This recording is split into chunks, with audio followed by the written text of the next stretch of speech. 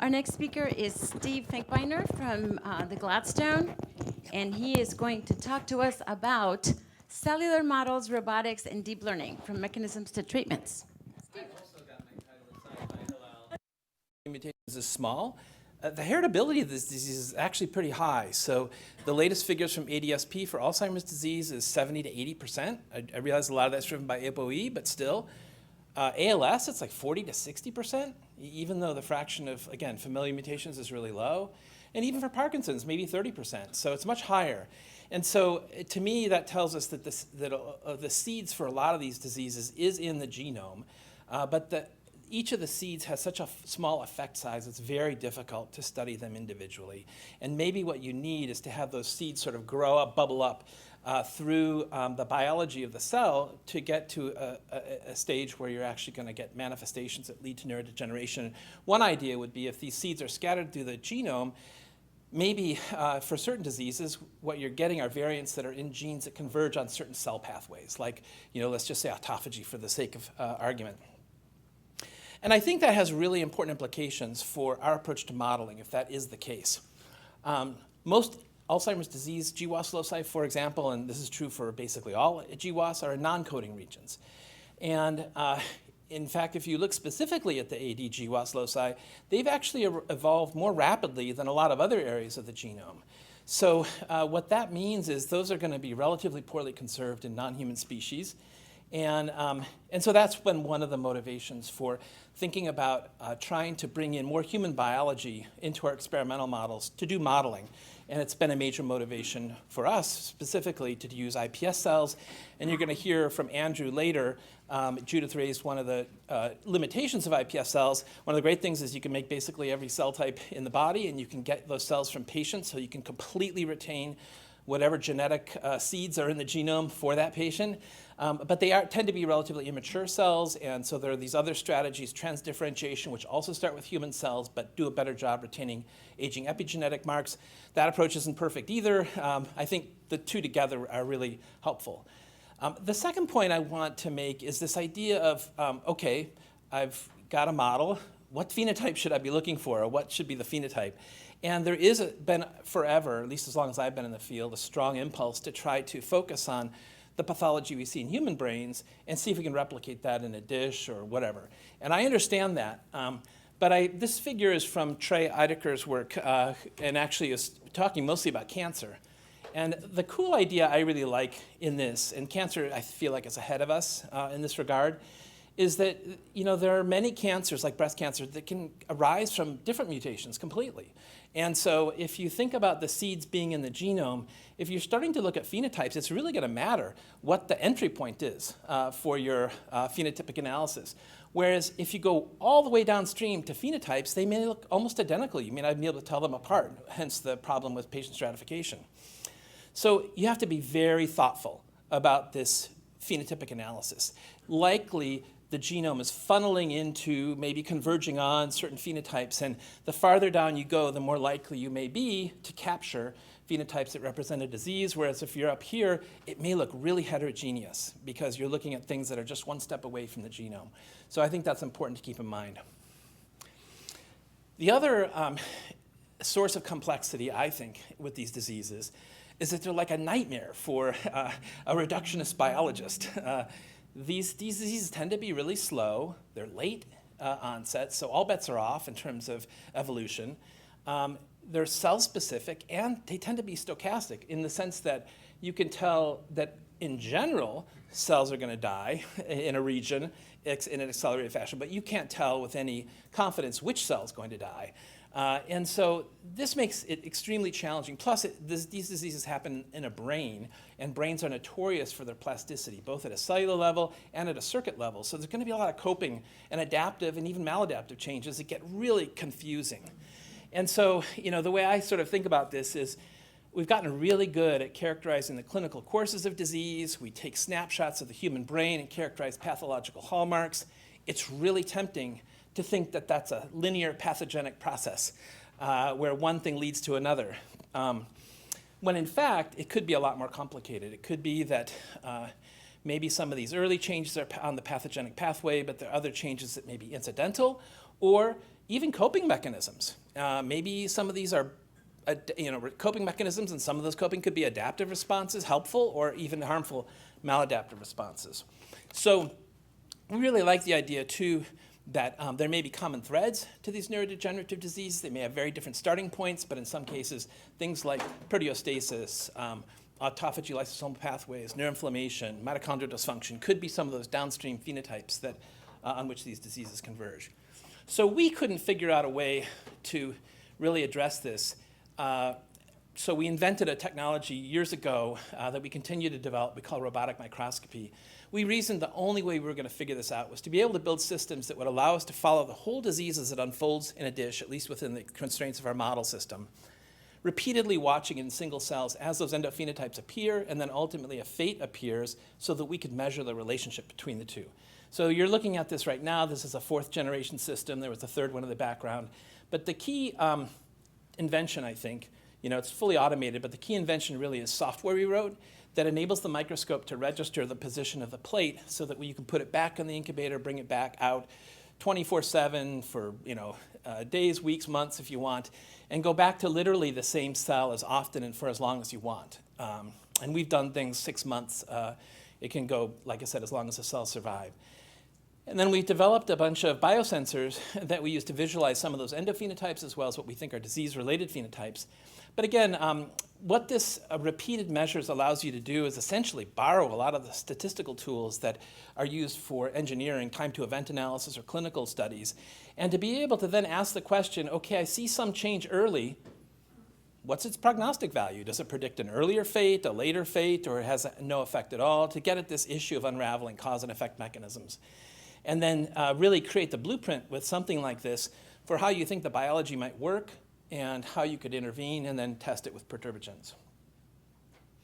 So how does this work? I'll just borrow one example from, we've done this for a number of neurodegenerative diseases, but in this case, it's a model of TDP-43, ALS, FTD.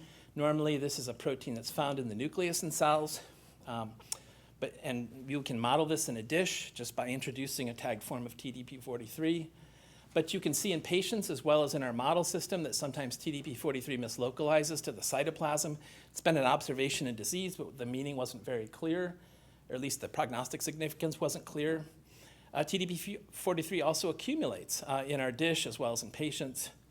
And you can see inclusions or aggregates form. And so again, hard to know just based on snapshots what this actually means in terms of pathogenesis and for the cell. And so the approach that we took to this model and to others has been to follow those cells over time and then to quantify what that relationship was. And so just like a clinical trial, you can get basically odds ratios, hazard ratios, that tell you if this thing appears, does it increase the risk of neurodegeneration or decrease the risk or no change at all? So if you have an ALS mutation in TDP-43, we significantly increase the risk. Protein levels, though, had an even bigger impact on the risk of death. Cytoplasmic mislocalization also predicted earlier death. Surprisingly, well, maybe not so much, because we had done something similar for Huntington's disease and found a similar result. When cells formed inclusions, all things being equal, they actually lived a little longer than cells that didn't. This ability to follow things dynamically and over time, being able to measure phenotypes, allowed us to be able to reconstruct dynamic models of disease.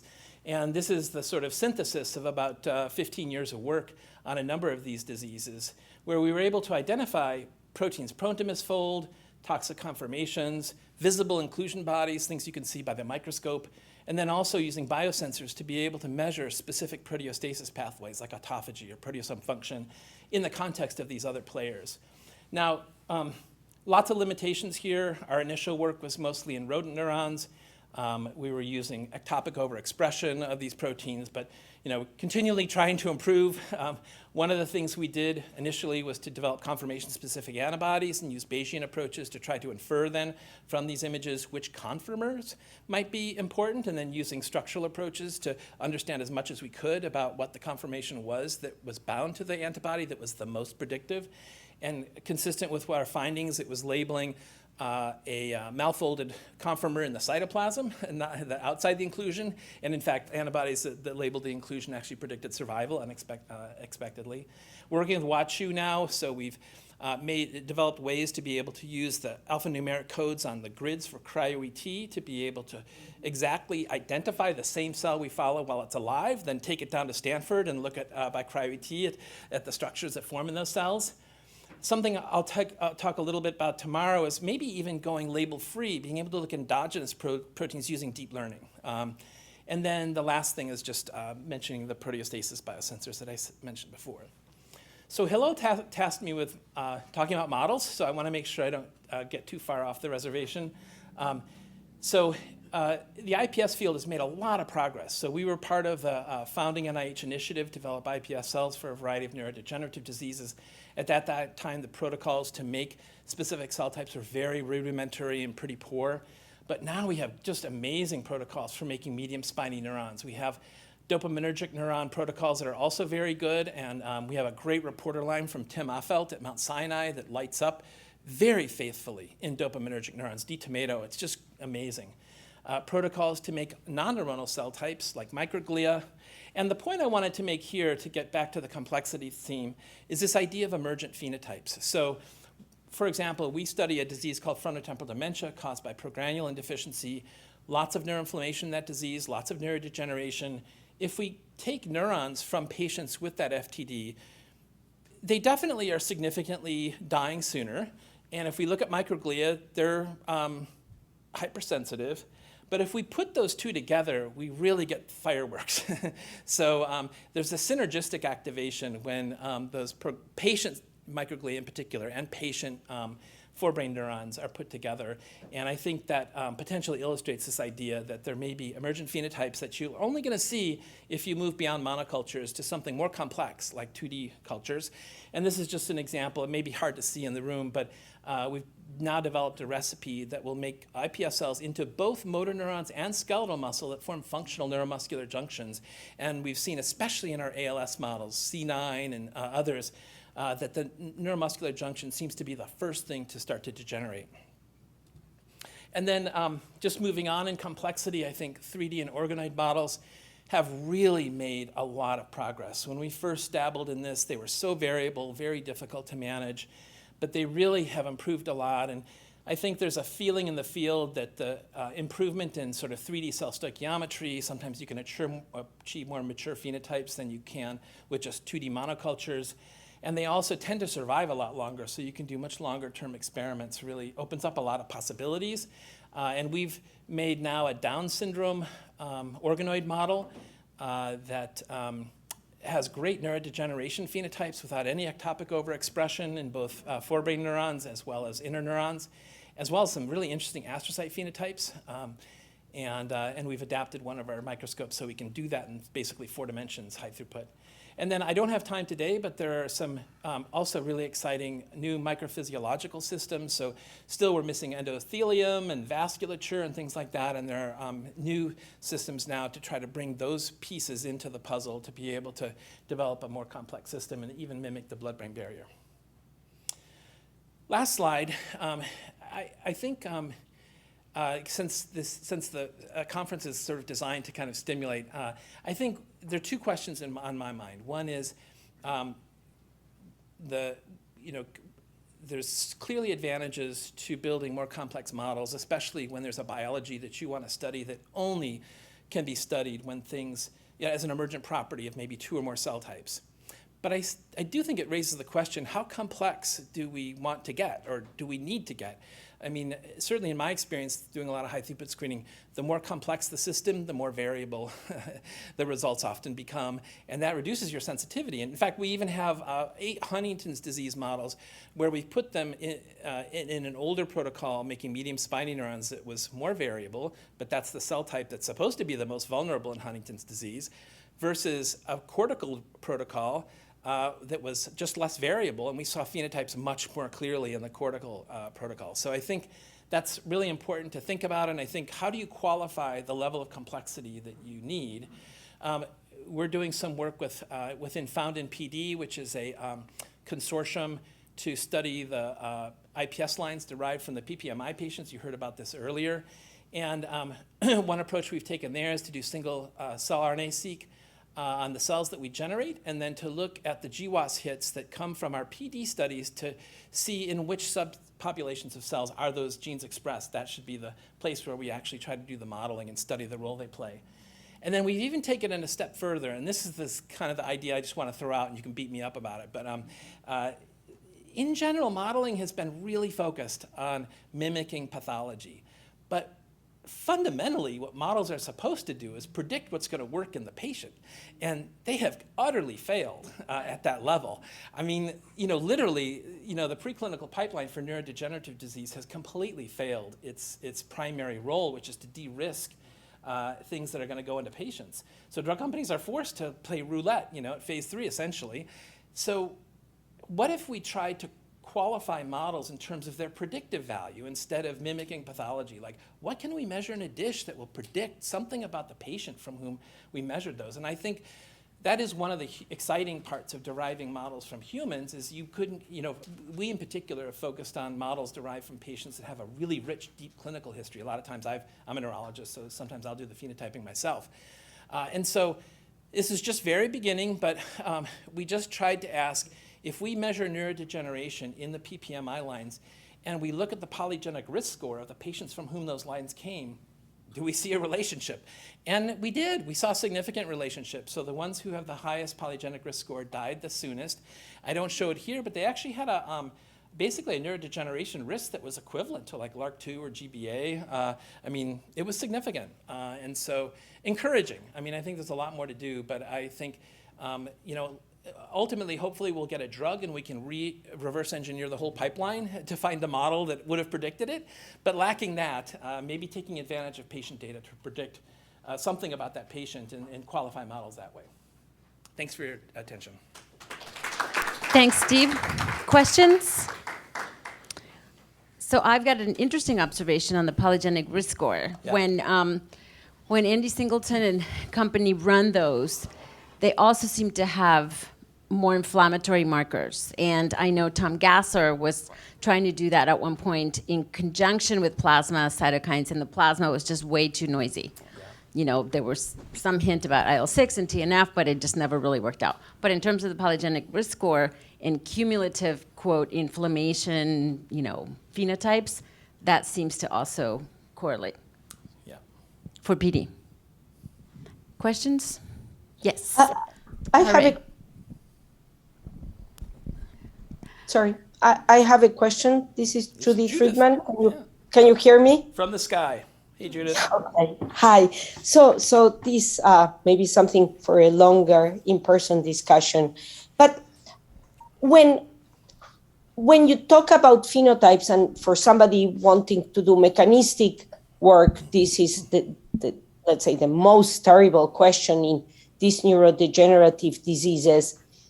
I wonder if we are not being blinded by the phenotypes that are observed in human brains after decades of disease when we are looking for cellular phenotypes. And actually, this is a question more to perhaps to everybody. But for instance, the example that you gave about the medium spiny neurons and Huntington's disease, there was a really interesting paper from Bill Mobley's lab where he had this microfluidic device where he put together cortical neurons and I think it was medium spiny neurons, either from wild type or HD mouse models. And he saw a big defect in the cortical neurons from HD models. It's just that the ones that die are the receiving neurons because they don't get the signals that they need from their upstream circuit. So in a way, even though medium spiny neurons die in Huntington's disease, maybe they are not necessarily the one vulnerable cell type. Maybe there are other cell types that are vulnerable and might be better for modeling. And the other question I have is it reasonable to have neuronal death as an endpoint in a cell-based model? I mean, maybe neurons die after decades of being in a non-functioning brain, but the actual phenotype of the dysfunction of that leads to aggregation of either a beta or tau or huntingtin is not really neuronal death. And actually, I was recently at the Parkinson conference where people were debating, do neurons even die or do they stop working in some Parkinson patients? So I'm interested to hear what you think about that. And maybe we are kind of painting ourselves in a corner with our cell-based models and endpoints that we are trying to use. Does that make sense? Yeah, no, Judith, it does. And for sure, I think in the case of Bill Mobley, I think there's certainly going to be cell autonomous and cell non-autonomous contributions to the phenotypes that we see, and it will take building more complex models to be able to explore the relative contribution of each. William Yang had done a lot of work before expressing Huntington selectively in cortical neurons versus striatal neurons. And I think there's still a strong case, and we've done this too, be able to culture neurons specifically from different regions of the brain. We have when things are good, when the protocol is good anyway, or you make a highly efficient culture of medium spiny neurons, we have been able to see really interesting cell-specific differences in the vulnerability to a given dose of Huntington, and even the reaction of the proteostasis system to a given dose of Huntington. So I think that there are cell-specific factors that contribute in a cell-autonomous way, but for sure there are going to be cell non-autonomous influences too that have to be investigated kind of with different approaches. Yeah, and as far as cell death goes, I think that our thought is that in a dish, it's primarily a measure of cell viability.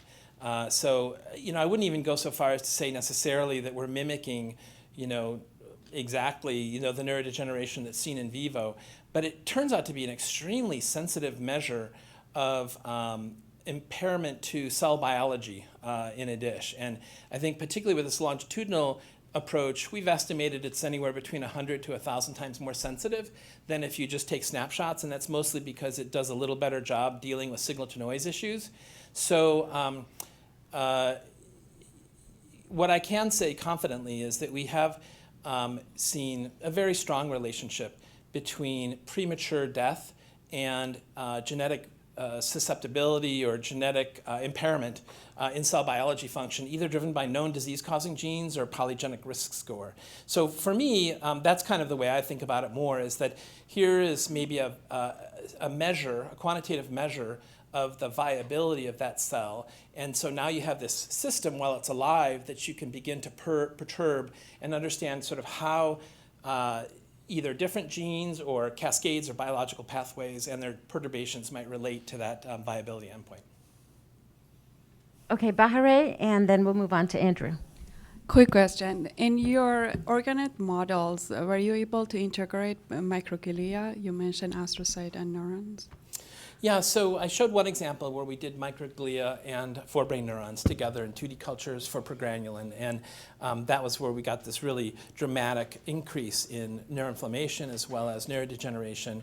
We've published work before where we have, in ALS, done eye astrocytes and eye motor neurons, and I think what we're trying to do with the organoids, there we can actually transplant the cells in, so we can be able to put the cells, unfortunately the protocols to make glia tend to be very different than the ones to make neurons, so oftentimes you have to make them separately and then basically build the model.